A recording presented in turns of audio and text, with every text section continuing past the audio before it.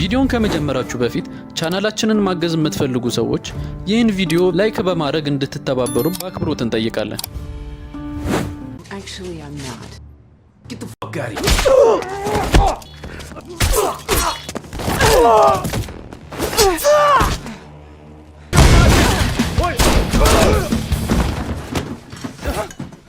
I have questions for you. You're not busy, are you?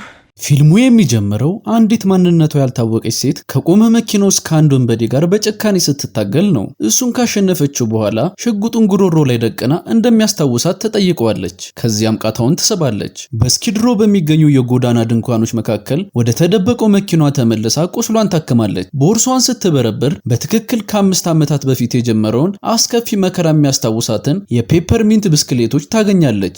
በዚያን ጊዜ ያቺው ሴት ራይሊ ኖርዝና ታናሽ ሴት ልጇ ካርሊ ከሱፐርማርኬት ዕቃ ገዝተው ሲመለሱ የካርሊ የክፍል ጓደኛ እናት የሆነችው ፔግ የፈለገችውን የፓርኪንግ ቦታ ስለወሰዱባት በቁጣ ተሰርባቸዋለች። ራይሊ በቀላሉ ችላ አለቻት። በኋላም ወደ ባንክ ስራ ከመሄዷ በፊት ካርሊን ከባሏ ከክሪስ ጋር ተወቻት። ዘግይታ ስለደረሰች ኃላፊዋ ትርፍ ሰዓት እንድትሰራ አስገደዳት። በእንዲህ እንዳለ ክሪስ ሚኪ በተባለው ጓደኛው የዘረፋ ትብብር ጥያቄ ቀረበለት። ሚኪ ገንዘቡ የቤተሰቡን የፋይናንስ ችግር ሊፈታው እንደሚችል ተናገረ። ነገር ግን ክሪስ አመነታ።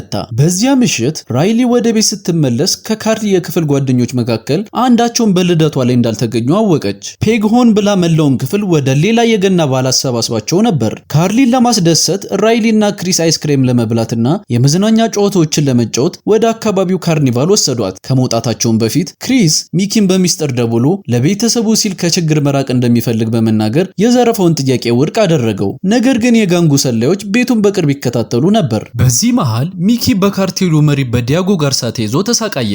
ጋርሲያ ክሪስ በታቀደው ዘረፋ ውስጥ እጁ አለበት ብሎ ያምን ነበር። ክሪስ ከቤተሰቡ ጋር ከቤት ሲወጣ ጋርሲያ ሚኪን አንገቱን ከቆረጠ በኋላ ክሪስን እንዲገሉት ለሰዎቹ ትዕዛዝ አስተላለፈ። በካርኒቫሉ ላይ ቤተሰቡ የጋርሲያ ተኳሾች እየተከታተሏቸው እንደሆነ ሳያውቁ በመጫወቻዎቹ እየተደሰቱና አብሮ ፎቶዎችን እየተነሱ ነበር። ራይሊ የእጅ መጥረጊያ ልታመጣ ትንሽ ፈቀቅ ስትል ተኳሾቹ በመኪና አልፈው በክሪስና በካርሊ ላይ ተኩስ ከፈቱ። ራይሊም ወደ እነሱ እየሮጠች እያለች ቆሰለች። ነገር ግን በህይወት ተረፈች። ወደ ባሏና ወደ ልጇ በደረቷ እየተሳበች ስትሄድ ሁለቱም ሞተው አገኘቻቸው። ፖሊስ ቦታውን ሲመረምር መርማሪ ስታን ካርማይክል በህፃኗ ግድያ በጣም አዝኖ ነበር። ነገር ግን አጋሩ ሞይሰስ ቤልተራ ስለ ስራው ብቻ ማሰብ እንጂ ስሜታዊ መሆኑ ጥሩ እንዳልሆነ አሳሰበው። ራይሊ ከራስ ምታትና ቁስሏ ካገገመች በኋላ መርማሪው 3 ተጠርጣሪዎች መያዛቸውን ነገራት። ፖሊስ የክሪስን የድምጽ መልእክት ማግኘት የቻለ ሲሆን ይህም የሚኪን የዘረፋ ዕቅድ ውድቅ ማድረጉን የሚያረጋግጥ ነበር። ነገር ግን መልእክቱ ወደ እነሱ የደረሰው በጣም ዘግይቶ ነበር። ካርማይክል ፖሊስ በተኳሾቹ ላይ ክስ ለመመስረት አሁንም በቂ ማስረጃ እንደሌለው ገለጸ። ከመውጣቱ በፊት ከካርኒቫሉ የተገኘውን ደም የፈሰሰበትን ፎቶ ለራይሊ ሰጣት። ፎቶዎቹን ማየቷ ትንሽም ቢሆን እንድታስታውስ ረዳት። ተኳሾቹን በኮንፊደንስ መለየት እንደምትችል ተናገረች። በፖሊስ ጣቢያ ራይሊ ተጠያቂ የሆኑትን 3ቱን ሰዎች ወዲያውኑ ለየች። ከዚያ በኋላ ቤልተራን ከተገደለው መርማሪ ሳጥን ውስጥ የተገኘውን የመርማሪ ባጅ ለካርማይክል አሳየው። መርማሪው በጋርሲያ ላይ ምርመራ ያደርግ ስለነበር ይህ ግኝት ቤልተራን በፖሊስ መምሪያ ክፍል ውስጥ ያለ አንድ ባንዳ ሰው የጋርሲያ ቃል አቀባይ እንደሆነ እንዲያምን አደረገው። ከወራት በኋላ ራይሊ የቤት ኪራይ መክፈል በመዘግየቷ ከቤት ልትወጣ ነበር። የወንበዴዎቹ ጠበቃ ወደ ቤቷ መጥቶ ክሷን እንድታነሳ በምትኩ በፖስታ የተጨመረ ገንዘብ አቀረበላት። ምንም ነገር ቤተሰቧን ሊመልስላት እንደማይችል በጭካኔ ነገራት። ነገር ግን ራይሊ ጉቦውን ውድቅ አድርጋ ከቤት አባረረችው። ከመውጣቱ በፊት የአእምሮ ህመም መድኃኒቷን ተመለከተ። በመጀመሪያው የችሎት ስብሰባ ላይ ጠበቃው የራይሊን ምስክርነት በመቃወም መኪናው እየተንቀሳቀሰ በጨለማ ውስጥ ተኳሾቹን እንዴት ልትለያቸው እንደቻለች ጠየቀ። ከዚያም መድኃኒቷን በመጠቀም እሷ የማትታመን ምስክር እንደሆነች አድርጎ አቀረባት።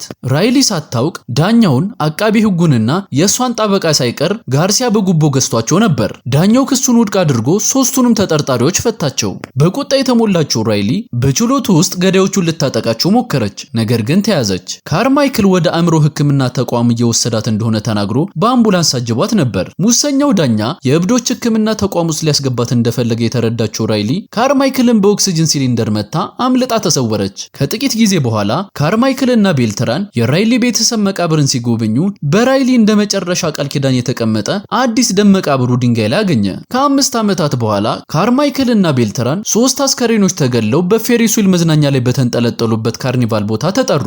እነዚሁ ሰዎች ክሪስንና ካርሊንን የገደሉ አራጆች ናቸው። የኤፍቢአይ ወኪል ሊዛ ኢንማን ባለስልጣናት የራይሊን የሰፋ የወንጀል ታሪክ ካወቁ በኋላ የሎስ አንጀለስ ፖሊስን እንድታግዝ ተመደበች። ከተሰወረችበት ምሽት በፊት ራይሊ ቀደም ሲል ተሰራበት የነበረውን ባንክ ዘርፋ ነበር። ከዚያም ወደ ተለያዩ ሀገራት በመጓዝ በሚስጥር በጦር መሳሪያ በውጊያና በታክቲካል ስልጠኖች ላይ ሰለጠነች። በቅርቡ ወደ ሎስ አንጀለስ ተመልሳ ከተደበቀ መጋዘን እጅግ አደገኛ የጦር መሳሪያዎች ስትሰርቅ በደህንነት ካሜራ ምስል ላይ ተቀርጻለች። ሊዛ በተጨማሪም ግድያዎቹ የተፈጸሙት የራይሊ ቤተሰብ ከተገደለበት 5ኛ ዓመት መታሰቢያ ቀን ላይ እንደሆነ ገልጻለች። በዚህ መሃል ራይሊ ክሷን ውድቅ ያደረገውን የሙሰኛውን ዳኛ ቤት ሰብራ ገባች።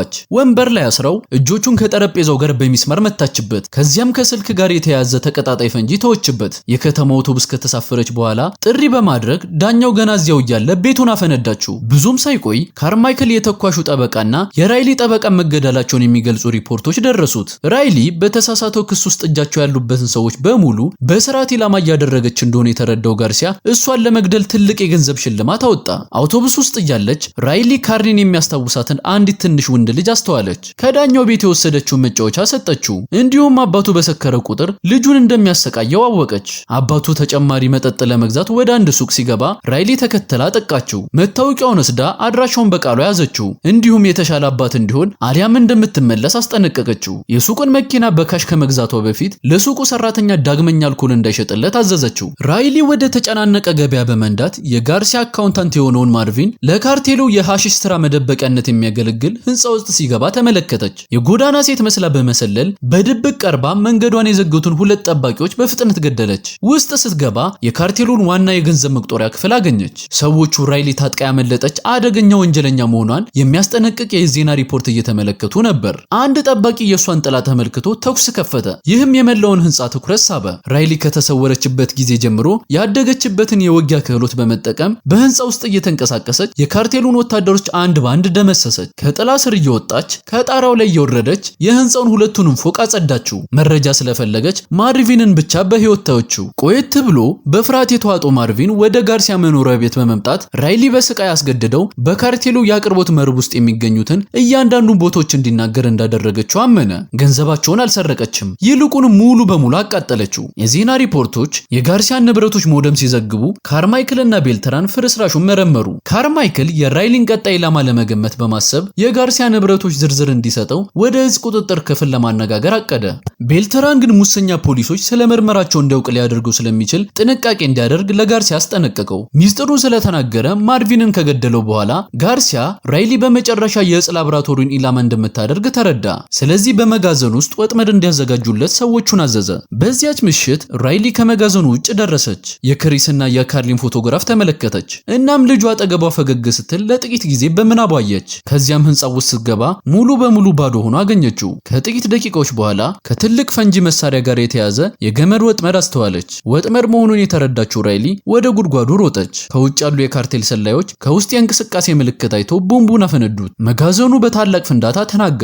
ጋርሲያና ሰዎቹ ራይሊ ሞታለች ብሎ በማመን እየነዱ ሲሄዱ ካርማይክል ስለ ፍንዳታው መረጃ ደረሰው። እሷ ከጉድጓዱ በህይወት ወጣች። መኪና ጠልፋ ተከተለችው። ሰዎቹም ጥቃቱ ተሳክቷል ብለው ለጋርሲያ ስልክ እየደወሉ ነበር። ይህ በእንዲህ እንዳለ ኢንማን ባለፉት 3 ወራት በስኪድሮ ውስጥ ምንም አይነት የግድያ ወንጀል እንዳልተመዘገበ አወቀች። አካባቢውን በመመርመር ለአንድ ነዋሪ ጥያቄ ስታቀርብ ነዋሪው አካባቢው አሁን የሚጠብቀው ጠባቂ መልአክ እንዳለው ገለጸላት። ከዚያም ኢንማን የመልአክ ክንፍ ያለው የራይሊን ስዕል ተመለከተች። ራይሊ እዚያ የሚኖሩትን የጎዳና ተዳዳሪዎችና ደካማ ሰዎችን ስትጠብቅ እንደነበር ተረዳች። ራይሊ የጋርሲያን 2ቱን ተኳሾች አግኝታ በመንገድ ላይ ዋጋቸውን ሰጠቻቸው። በጋርሲያ መኖሪያ ቤት ጋርሲያና ቀኝ እጁ የሆነው ኮርቲዝ የእሷን ሞት እያከበሩ ሳለ የዜና ሪፖርቱ ከመጋዘኑ ፍንዳታ በህይወት መትረፏን ይፋ አደረገ። ብዙ ሳይቆይ የተኳሾቹ መኪና ራይሊ እየነዳቻት ወደ መኖሪያ ቤት ደረሰች። ከውጭ ያሉትን ጠባቂዎች ገላ መኪናውን በቤት ውስጥ በማጋጨት ሰብራ ገባች። የጋርሲያን የደህንነት ቡድን እየታገለች አልፋ ሄደች። ራይሊ በመጨረሻ ጋርሲያን በመደበቂያ ክፍል ውስጥ አስጨነቀችው። ልትተኩስበት ስትል ትንሽ ልጅ ገባች።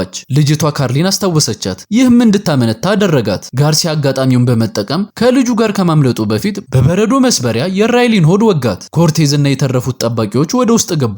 ነገር ግን የፖሊስ ሳይረን ድምጽ በመቅረቡ መኖሪያ ቤቱን ጥለው እንዲሸሹ አስገደዳቸው። በከባድ ሁኔታ ብትቆስልም ራይሊ ፖሊሶች አካባቢውን ከመክበባቸው በፊት አምልጣ ወጣች። ከዚያም ከ5 ዓመታት በፊት የካርሊን የልደት ፓርቲ ያበላሸችው ፔግ ዘንድ ሄደች። ራይሊ ወንበር ላይ ካሰረቻት በኋላ ፔግ ስትሰድባት ራይሊ እሷን ከነቤቱ እንደምታፈነደው አስፈራራቻት። በደንብ ካስፈራራቻት በኋላ ራይሊ የመኪና ቁልፏን ወስዳ ምንም አይነት ቦምብ እንደሌለ ገለጸችላት። ፔግንም ሳትገድላት በፍርሃትና በድንጋጤ ተወጣ ተወቻት። በጋር ጋርሲያ መኖሪያ ቤት መርማሪዎች ፍርስራሹን ሲመረምሩ ቤልትራን ካርማይክል የማንንም ስልክ ማንሳት ማቆሙን ተረዳ። ካርማይክል በእውነቱ ኢንማንን በስኪድሮ አግኝቷት ነበር። እሷን በታክቲካል መሳሪያዎች የተሞላውን የራይሊን የጦር መሳሪያ መኪና አግኝታ ነበር። ኢንማን ራይሊ ማምለጥ ከመቻሏ በፊት ለተለያዩ መስሪያ ቤቶች ለመደወልና አካባቢውን ሙሉ በሙሉ ለማሸግ ስትዘጋጅ ካርማይክል በድንገት ተኩሶ ገደላት። ይህም ጋርሲያ የውስጥ ሰላይ መሆኑን ይፋ አደረገ። ከዚያም ለጋርሲያ ደውሎ ራይሊ ልትኖር የምችልበትን ቦታ ነገረው። ራይሊ በመወጋቷ ምክንያት በደረሰባት የደም መፍሰስ በአቅራቢያው ባለ ህንጻ ውስጥ ወደቀች። ከጥቂት ጊዜ በኋላ ጋርሲያ በከባድ ሁኔታ ከታጠቁ አጃቢዎች ጋር በመድረስ ሰዎቹ አካባቢውን እንዲፈትሹ አዘዘ። ራይሊ ካርሊ ተነሺ ስትላት በምናቧ ለጥቂት ጊዜ አየች። ይህም ቀጣይ ውጊያዋን ለመቀጠል ብርታት ሰጣት። አንድ የካርቴል ወታደር የፈሰሰውን ደሟን ሲያገኝ ራይሊ ከባድ ሳጥን እሱ ላይ ጥላ የራዲዮ መገናኛውን ወሰደችበት። የካርቴሉን የራዲዮ ንግግሮች በመስማት ራይሊ የት ቦታ እንዳሉ አወቀች። ኮርቴዝ እና በርካታ ሰዎች አስከሬኑን ለመመርመር ወደ አንድ ክፍል ሲገቡ ከአስከሬኑ ስር የተደበቀውን የብርሃን ፈንጂ አፈነዱት።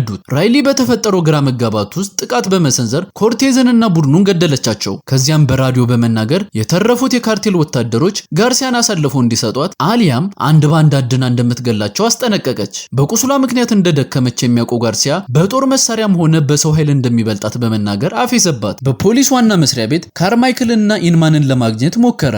ነገር ግን ሁለቱም አልመለሱም። በአቅራቢያዋ ስልክ ሲጠራ የሰማችው ራይሊ የኢንማን አስከሬን በቆሻሻ መጣያ ሳጥን ውስጥ ተጥሎ አገኘችውና ስልኳን ወሰደች። ስልኳን በመጠቀም ራይሊ የቀጥታ ስርጭት ጀመረች። ካርማይክል የጋርሲያ ሙሰኛ ተባባሪ መሆኑን ይፋ አደረገች። ያሉበትን ትክክለኛ ቦታ ገለጸችና በሎስ አንጀለስ የሚገኙ ታማኝ ፖሊሶች በሙሉ ካርቴሉን እንዲደመስሱ ጥሪ ያቀረበች። ራይሊ ለንጹሃን ሰዎች እንደምትጨነቅ የሚያውቀው ጋርሲያ ከህዝቡ መካከል አንዲት ትንሽ ልጅ ይዞ እንደ ታጋች አደረጋትና ቁጥር መቁጠር ጀመረ። ልጅቷን ለማዳን ስትል ራይሊ ከተሸሸገችበት ወጥታ የጦር መሳሪያዎቿን ጣለች። ጋርሲያ ህፃኗን ፈታት። ከዚያም ራይሊ ስታፌዝበት በጭካኔ ደበደባት። ካርማይክል ራይሊ ጊዜ ለማሳለፍ ብቻ እየሞከረች እንደሆነ ስለተረዳ ጋርሲያ በፍጥነት እንዲገላት ገፋፋው። ነገር ግን ጋርሲያ እንድትሰቃይ ፈለገ። ጋርሲያ ሊገላት ሲዘጋጅ የፖሊስ ታክቲካል አባላት በድንገት አካባቢውን ወረሩት። የካርቴሉ ወታደሮች በፍርሃት ተበተኑ።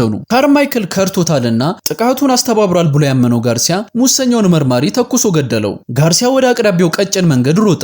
ነገር ግን ራይሊ ተከተላ በሽጉጥ አስጨነቀችው። ቤልትራን እና በርካታ ፖሊሶች ደርሰው ጋርሲያን እንደሚያስሩ ቃል በመግባት መሳሪያውን እንድታወርድ አዘዟት። ራይሊ ከ5 ዓመታት በፊት በቤተሰቧ ላይ ፍትህ የነፈጋትን የህግ ስርዓት እንደገና ለማመን ፈቃደኛ አልሆነችም። ጋርሲያን አይኑን እያየች ተኩሳ ገደለችው። ፖሊሶቹ ወዲያውኑ ተኩስ ከፈቱ። ራይሊንም ትከሻዋ ላይ መቷት። ነገር ግን ቤልትራን ተኩስ እንዲያቆሙ አዘዛቸው። እሷን ለማሰር በጭሱ መካከል ሲሄዱ መንገዱ ባዶ ነበር። ራይሊ እንደገና ተሰወረች። የፖሊስ ሄሊኮፕተር አካባቢውን ቢፈልግም ማንም ሊያገኛት አልቻለም። ሌላ ፖሊስ ከበባ እንዲያደርጉ ጥሪ ሲያቀርብ ቤልትራን ወዴት እንደምትሄድ አስቀድሞ ስለሚያውቅ ምንም እንደማይጠቅም ተናገረ። በማግስቱ ጠዋት ራይሊ በክሪስና በካርሊ መቃብር አጠገብ ተንበርክካ ሁሉንም ነገር በመጨረሻ መጠናቀቁን ነገረቻቸው። ቤልትራን ከጀርባዋ ቀረበ። በጣም የደከመችውና በጽኑ የቆሰለችው ራይሊ ከቤተሰቧ ጋር እንድትሞትና እንድትዋት ጠየቀችው። ቤልትራን ህይወቷ እዚህ መጠናቀቅ እንደሌለበት በመናገር እምቢ አላት። በመጨረሻው ትዕይንት አንድ የቴሌቪዥን ሪፖርት ራይሊ መያዟንና በግድያዎቹ ክስ እንደሚመሰረትባት ይታያል። ከቁስሏ እያገገመች እያለች በጥበቃ ስር ባለ የሆስፒታል ክፍል ውስጥ አልጋ ላይ በካቴና ታስራ ተኝታለች። ቤልትራን ጠየቃትና በጸጥታ አመሰገናት። ያደረገችውን ድርጊት ባይደግፈውም የእሷ እርምጃ የአገሪቱን ትልቁን የእጽ ካርቴል የደመሰሰና በመስሪያ ቤት ውስጥ ያለውን ሙስና ያጋለጠ ነበር። ከመውጣቱ በፊት ቤልትራን የራይሊን እጅ ይዞ የመጨረሻ የማምለጫ ዕድል በመስጠት የካቴናውን ቁልፍ በሚስጥር አስጨበጣት።